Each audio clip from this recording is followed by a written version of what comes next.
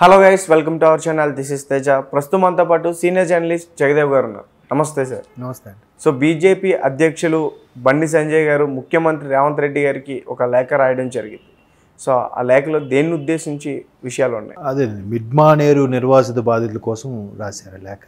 అంటే ఎప్పటి నుంచో పెండింగ్లో ఉంది. అంటే తెలంగాణ సాకారం అవ్వక ముందు నుంచి కూడా కాంగ్రెస్ ప్రభుత్వం హయాం నుంచి కూడా మిడ్మానేరు నిర్వాసితుల కోసం, ఆ బాధితుల కోసం ఏది పట్టించుకోవట్లేదు. తెలంగాణ సాకారం అయిన తర్వాత పూర్తి చేస్తాము. సహజమే కదా, ప్రతి ఒక్కరు క్యాన్వాసింగ్కి వెళ్ళినప్పుడు అది చేస్తాం ఇది చేస్తాం మీరు చెప్తూ ఉంటారు. కొంతమంది ప్రగల్భాలు పలుకుతారు, కొంతమంది మొదటి సంతకం దీని మీద పెడతాం, లేదంటే మీదకి అయిపోయిన 6 నెలల్లో మీకు అవి చేస్తాం ఇవి చేస్తాం చెప్తుంటారు. అది యామరపాటుతనమో లేదంటే సర్లే దీనికన్నా పెద్ద సమస్యలు ఉన్నాయని చెప్పి పట్టించుకోకపోవడమో తెలియదు. కానీ మిస్టేక్ జరుగుతుంటే అది 60 ఏళ్ళ కాంగ్రెస్ పాలన కూడా 65 ఏళ్ళ కాంగ్రెస్ పాలన కూడా తీర్చింది. మా తెలంగాణ ప్రభుత్వం వచ్చాక తెలంగాణ రాష్ట్రం దక్కించుకున్నాక చేస్తామన్న కూడా మళ్ళీ అదే పాత చింతకాయ పచ్చడి అయిపోయింది. మళ్ళీ రాజకీయ నాయకులను ప్రూవ్ చేసుకున్నట్టుగా ఉంది ఆ మిడ్మానేర్ పరిస్థితి. సో దానికి బండి సంజయ్ గారు మొదటి నుంచి కూడా పోరాటం చేస్తున్నారు, దాని మీద కాన్సన్ట్రేట్ చేస్తున్నారు. దీంట్లో భాగంగా మహాధర్నాలు నిర్వహించినప్పుడు కూడా ఇప్పుడు ఉన్న ముఖ్యమంత్రి గారు రేవంత్ రెడ్డి గారు ఈయన కూడా ఒకే దగ్గర కలవడము, దాని గురించి మాట్లాడుకోవడం. ఖచ్చితంగా అప్పుడు ప్రతిపక్షంలో ఉన్నప్పుడు ఎవరు ప్రభుత్వం వచ్చినా కూడా దీనికి గురించి ఆలోచించాలి, ఏదో చేయాలని కూడా నిర్ణయించుకున్నారు. ఒకరికొకరు మాట కలుపుకున్నారు. అట్లా చూద్దాంలే అన్నట్టుగా. సో ఇప్పుడు ఎప్పుడైతే ముఖ్యమంత్రి రేవంత్ రెడ్డి గారు ప్రమాణ స్వీకారం చేశారో డే 1 నుంచి కూడా ఆయన దూకుడు స్వభావంతో ప్రతిదీ చకచక కలుపుకు చేసుకుంటూ వెళ్తున్నారు. కాబట్టి సో ఆయన మరి ఆ దూకుడు నచ్చో లేదంటే మరొకసారి గుర్తు చేద్దామనే ఉద్దేశం బండి సంజయ్ గారి లేఖ రాసినట్టున్నారు. ఇది 2005-6లో ఇష్యూ నుంచి అప్పటి నుంచి కూడా వాళ్ళకి సపరేట్గా ఒక ఏదైనా ప్లేస్ కల్పించాలి, లేదంటే వాళ్ళకి ఏమైనా భృతి కల్పించాలి అనే ఉద్దేశంలో పోరాటం జరుగుతూ ఉంది. సరిగ్గా 17 ఏళ్ళు అయిపోయింది. 2006 ఆ టైంలో, అంటే ఇది 2023, 17 ఇయర్స్ అయిపోయింది. కాబట్టి ఇంకా కేసీఆర్ గారు కూడా 2018లో మళ్ళీ వెళ్ళినప్పుడు కూడా మీరు ఎవరైతే నిర్వాసితులు ఉన్నారో వాళ్ళకి డబుల్ బెడ్రూమ్ ఇల్లు కట్టిస్తాము, మీకు అది కల్పిస్తాము, తర్వాత సుమారుగా 5 లక్షల పైచీలకు అమౌంట్ ఎంతో ఇస్తామని కూడా చెప్పిన సందర్భాలు ఉన్నాయి. నేను పేపర్లో కూడా చూశాను. ఇప్పటికి 12,000 మంది కాక 12,000 పైచీలకు ఉన్నారు నిర్వాసితులు. వాళ్ళ గురించి ఎందుకు పట్టించుకోవట్లేదు, ఎందుకు ఎవరు కూడా అంతగా ప్రాధాన్యత ఇవ్వట్లేదు. ఈవెన్ మీడియా కూడా అంతగా ఇవ్వట్లేదని నా అభిప్రాయం. ఎందుకంటే మేడిగడ్డది చిన్న ఇదైనప్పుడు దాన్ని మొత్తం హైప్ చేసి అంత చేస్తున్నప్పుడు, ప్రతిపక్షాలు దుమ్మెత్తిపోస్తున్నప్పుడు అది ఎలాగా జరిగింది, దానివల్ల నష్టం జరుగుతుంది. ఓకే, ప్రాణ నష్టం అయితే లేదు ప్రస్తుతానికి, తర్వాత జరుగుతుంది, దాన్ని రెక్టిఫై చేయొచ్చు, ఐడెంటిఫై చేశారు. కానీ మిడ్మానేర్ ఆల్రెడీ ఇబ్బంది పడ్డారు, ఆ నిర్వాసితులకు ఏదో కల్పించాలి అనే ఉద్దేశం ఇన్ని వేల మంది, 12,000 మంది, సుమారుగా 12,500 నోటిఫై అయినవి. ఇంకా అవ్వకోవడానికి ఎంతమంది ఉన్నారో రిజిస్ట్రీలో నేమ్లు లేని వాళ్ళందరినీ దృష్టిలో పెట్టుకుని చేయాలనే ఉద్దేశంతో మరొకసారి గుర్తు చేద్దామని బండి సంజయ్ గారి లేఖ రాసినట్టుగా ఉంది. దీని పరోక్షంగా లేఖలో కూడా మనకు అర్థమవుతుంది ఏంటంటే 10 ఏళ్ళు కేసీఆర్ గారు ఉన్నా కూడా ఏమీ చేయలేని పరిస్థితి. మా తెలంగాణ ఉద్యమం చేసి సాధించుకున్నామని చెప్పిన కేసీఆర్ గారు ఈ విధంగా విస్మరించడం ఎంతవరకు కరెక్ట్ అనేది కూడా బండి సంజయ్ గారు దుమ్మెత్తిపోసారు. ఇప్పుడు మరలా మీరు కూడా కేసీఆర్ గారు లాగా చెయ్యొద్దు, మరో కేసీఆర్ మీరు అవ్వద్దు అని గుర్తు చేసే విధంగా ఆ లేఖ సారాంశం కనిపిస్తోంది. ఏదైతే ఇప్పుడు తర్వాత కేసీఆర్ గారు వచ్చినప్పుడు దానికి దగ్గరలోనే ఈ కారిడార్, స్కిల్ డెవలప్మెంట్ కారిడార్గా ఏదో పెట్టడము, అది చేయడము, అక్కడ ఆ విధంగా మీకు ఉద్యోగాలు కల్పించేలా చేస్తామని ఏదో అన్నారు. అది కూడా ఏం లేదు, హామీ వరకే అయిపోయింది. సో దాన్ని బండి సంజయ్ గారు చాలా చాకచక్యంగా, చాలా పద్ధతిగా, గౌరవప్రదంగానే ముందు అభినందనలు, ముఖ్యమంత్రిగా ప్రమాణ స్వీకారం ముఖ్యమంత్రి మీరు అయినందుకు మీకు అభినందనలు తెలుపుతూ కూడా చాలా చక్కగా లేఖలో, అంటే ప్రతిపక్షం అనేది అలాగే ఉండాలి. నేను మొదటి నుంచి చెప్పేది అదే, ప్రతిపక్షం అనేది చూసుకుంటే కానీ ప్రధానంగా వీళ్ళిద్దరు శత్రువులు అవ్వాలి, బండి సంజయ్ గారు కానీ రేవంత్ రెడ్డి గారు కానీ. ఎందుకంటే పైన ఉన్న పార్టీలు 2 భద్ర శత్రువులు కాబట్టి. అవును, రాజకీయ పరంగా అవును అలాగే ఉండాలి. కానీ ఇప్పుడు బీఆర్ఎస్ వాళ్ళు కూడా అసెంబ్లీ సమావేశాలు డే 1 నుంచి మీరు అది చేయలే, ఇలాంటివి ఎత్తారా? ఇది ఎందుకు ఎత్తారు? పోనీ మాకు ఇప్పుడు వచ్చి అడుగుతున్నారు కదా, మీరు గత 10 ఏళ్ళు ఎవరున్నారు అని అడుగుతారు కదా, అందుకు ఇది ఎత్తరు. ఎంతసేపు మీరు ఇంకా అదేం చేస్తారు, రైతు బంధు ఏం చేస్తారు? బాబు, రైతు బంధు మీరు అలవాటు చేసింది, మీరు అలవాటు చేయకముందు రైతులు బతకలేదా? వాళ్ళ కష్టం, కాయ కష్టం చేసే బతికారు, వాళ్ళు చెమట చిందించే బతికారు. మీ రైతు బంధుతోనే బతకలేదు ఇన్నేళ్ళు. సో మీరు రైతు బంధు మీరు కంటిన్యూ చేస్తారా లేదా అని మాట్లాడుతున్నారు కదా, మరి ఇలాంటి గురించి మాట్లాడండి, దొరికిపోతారు, నాలుగు ఖర్చుకోవాలి, అందుకని ఈ టాపిక్ మాట్లాడరు. సో బండి సంజయ్ గారు రాశారు.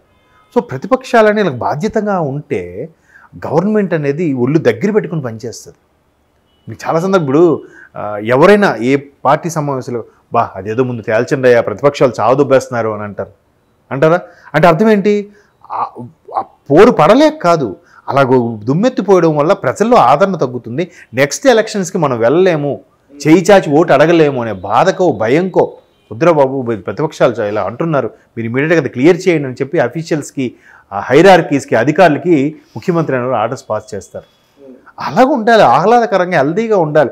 ఎంతసేపు నువ్వు అది చేసావు, నేను ఇది చేశాను, నువ్వు అది తిట్టావు, నేను ఇది తిట్టాను, నువ్వు నన్ను సింగులర్ యూజ్ చేసావు, నేను సింగులర్ యూజ్ చేశాను, ఇవన్నీ కాదు. స్టార్ట్ అయినాయి అవి కాదు కదా. ఇలాంటి లేఖలు లేదంటే ఇలాంటి విషయాలు మాట్లాడండి.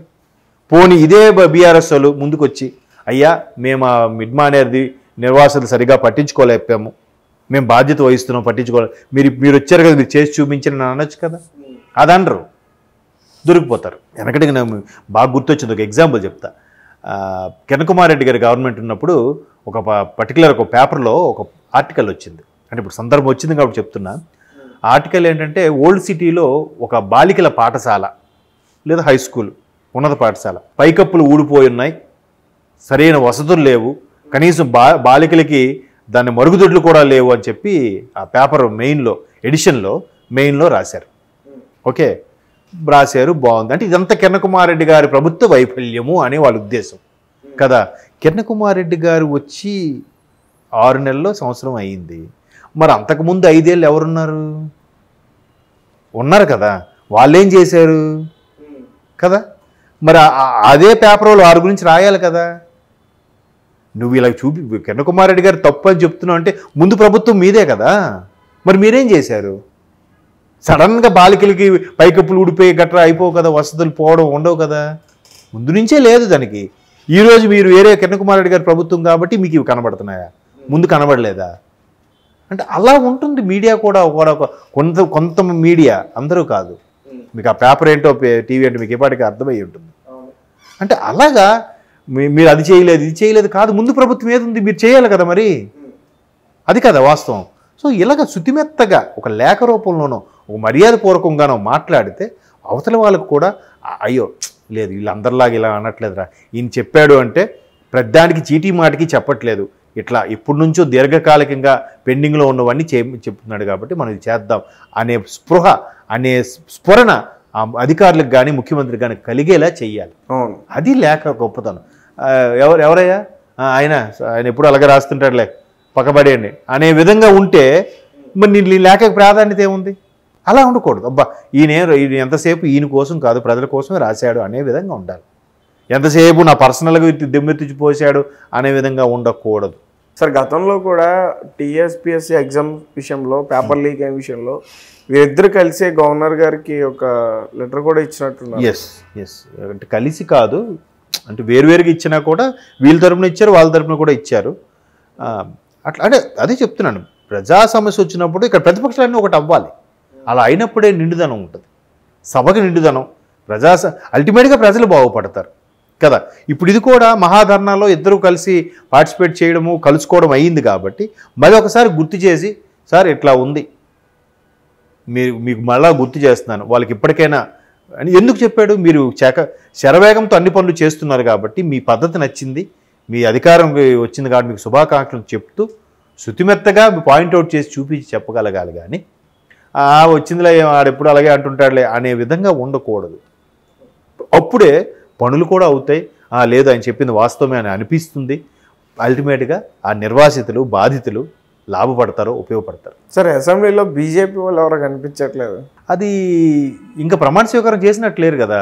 ఎందుకంటే ప్రొటెం స్పీకర్గా మన ఎవరు అక్బరుద్దీన్ గారు ఉన్నప్పుడు బీజేపీ వాళ్ళకి అది నచ్చలేదు కదా. ఆయన చేతుల మీదుగా ప్రమాణ స్వీకారం మేము చేయమన్నట్టుగా బాయ్కట్ చేశారు. ఎందుకు నచ్చలేదు? ఎప్పుడు ఎంఐఎం బీజేపీ ఎడమొహం పెడమొహమే కదా. సో ఆయన సమక్షంలో మేము ప్రొటెం స్పీకర్గా ఉన్నప్పుడు మేము ప్రమాణ స్వీకారం చేయమనుకుని బీజేపీ ఎమ్మెల్యే ఎవరు వెళ్ళలేదు. మేబీ ప్రమాణ స్వీకారం అవ్వలేదని వెళ్ళలేదేమో. ఇంకా కొంతమంది ప్రమాణ స్వీకారం ఇప్పుడు స్పీకర్తో ప్రమాణ స్వీకారం ఇది చేయదు. అది అవుద్దా అవదా? అవుతుంది. తర్వాత వాళ్ళు అవకాశం ఉన్నప్పుడు ప్రమాణ స్వీకారం చేసుకోవాలి, ఆ పత్రాల మీద సంతకం పెట్టాలి. తర్వాత స్పీకర్ గారి సమక్షంలో స్పీకర్ గారి ఛాంబర్లో వెళ్ళి ప్రమాణ స్వీకారం చేసి సంతకం చేస్తారు. ఏముంది మరి ఆయన ఉన్న రోజుల్లో వీళ్ళు అలా బయటే ఉంటారా? అంటే ప్రొటెం స్పీకర్ అంటే ఆపద్ధర్మ ముఖ్యమంత్రి లాగా ఆ టైంకి సభకి ఒక సభా అధ్యక్షులుగా ఉండాలి కాబట్టి ప్రొటెం స్పీకర్గా పెట్టి అక్కడ ప్రమాణ స్వీకారాలు అందరితో చేయిస్తారు ఎమ్మెల్యేగా. ఓకే, సో అక్కడ ఆయనకి అది ఇచ్చారనే విషయం వీళ్ళకి నచ్చలేదు. ప్రొటెం స్పీకర్గా ఆ ఒక్కరోజుకి అక్బర్ గారికి అవకాశం ఇచ్చారని బీజేపీ వాళ్ళకి నచ్చలేదు కాబట్టి బాయ్కట్ చేశారు. మేబీ ప్రమాణ స్వీకారం అవ్వలేదేమో, అందుకే ఇంకా సభకి హాజరు అవ్వట్లేదు. ఏదో లేదా పర్సనల్ పనులు అయి ఉంటే, ఇంకే లేదంటే ప్రభుత్వం మాది రాలేదని బాధలో రావట్లేదు సంథింగ్. బట్ రావాలి సమావేశాలకి హాజరు కూడా. ఇప్పుడు జీతం తీసుకుంటున్నారు, ఇప్పుడు హాజరు పట్టికలుగా అటెండెన్స్ కూడా ఉండాలిగా, లేకపోతే లాస్ ఆఫ్ పే చేయాలిగా, అవేం ఉండట్లేదు. అంటే నాకెందుకు డౌట్ వచ్చిందంటే ప్రధానంగా బయట చూసుకుంటే రాజకీయాల్లో బీజేపీ కాంగ్రెస్ ఎక్కువగా కొట్టుకుంటారు. అంటే బీఆర్ఎస్, బట్ బీజేపీ బీఆర్ఎస్ ఒకటేనే ఉంది కదా, బీజేపీతో బీఆర్ఎస్ పోరాడుతుందేమో అలా కూడా అనుకోవచ్చు కదా. వీళ్ళిద్దరూ ఒకటని కాంగ్రెస్ వాళ్ళ ఆరోపణ. రైతు బంధు కూడా ముందు ప్రకటించారు, ఎలక్షన్ కమిషన్ తలసి మళ్ళీ ఆపేసింది, రకరకాలుగా ఉన్నాయి కాబట్టి బీజేపీ బీఆర్ఎస్ అంతా ఒకటే అనే ఇది కూడా ఉంది. సో వాళ్ళ తరపున వీళ్ళు అందుకు వచ్చి పోరాడుతున్నారేమో, ఎవరికి తెలుసు.